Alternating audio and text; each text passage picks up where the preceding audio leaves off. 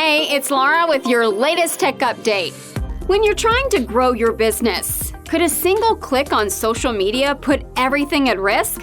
Experts have uncovered a scheme where hackers create fake Facebook ads that seem too good to pass up. These ads promise AI-powered software to boost your productivity and revenue. But if you click, you actually download dangerous malware which potentially gives criminals access to your business's Facebook page. They want to see if your account has preloaded advertising funds, which they'll steal to run their own Facebook ads. How can you protect your business?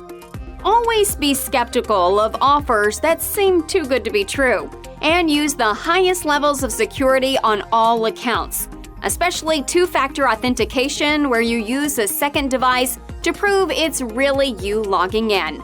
We can educate you and your team on how to stay safe. Get in touch.